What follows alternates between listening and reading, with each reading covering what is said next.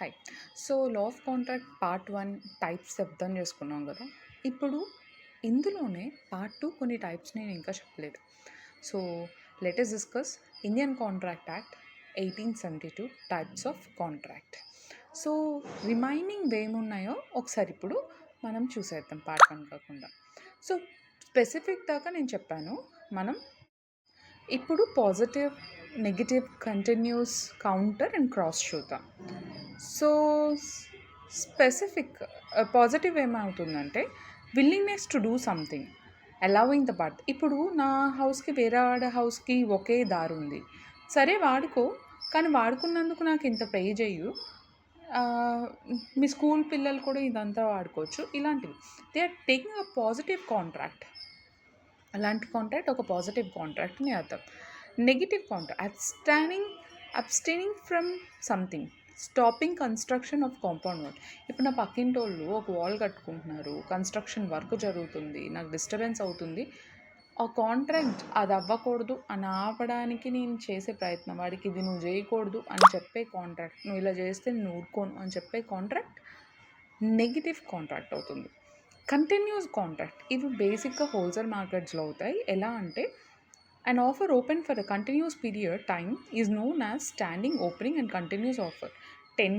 Tender ఇంతే అమౌంట్కి ఉంటుంది, అంతే టెన్యూర్కి ఉంటుంది, అంతే అవైలబుల్గా ఉంటుంది.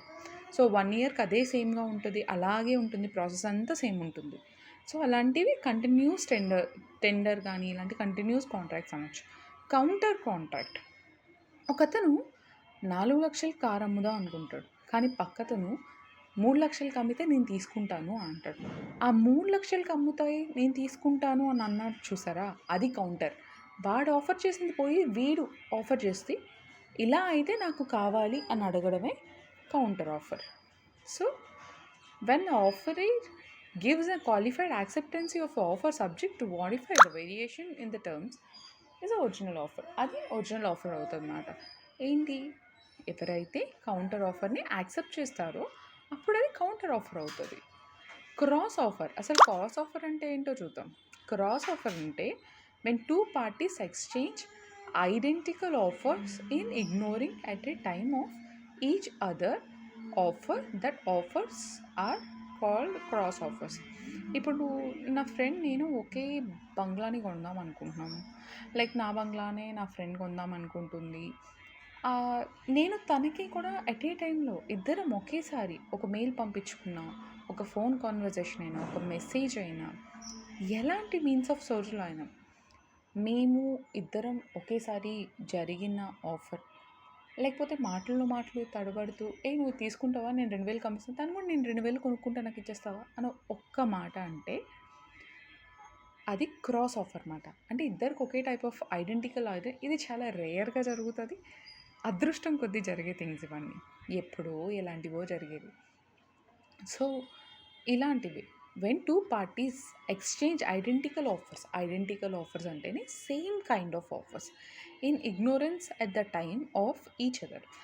టైంతో ఒకే టైం తెలియకుండా ఇద్దరు ఇగ్నోర్ చేసి ఒకేసారి స్పందించే ఆఫర్, అలాంటి ఒక ఆఫర్ని మనం క్రాస్ ఆఫర్ అంటాము.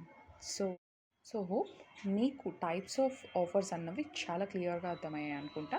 పార్ట్ 1 అండ్ పార్ట్ 2లో మొత్తం క్లియర్గా నేను ఎలాంటి టైప్స్ ఆఫ్ ఆఫర్స్ ఉంటాయని చెప్పాను, వాయిడబుల్ కాదని చెప్పింది.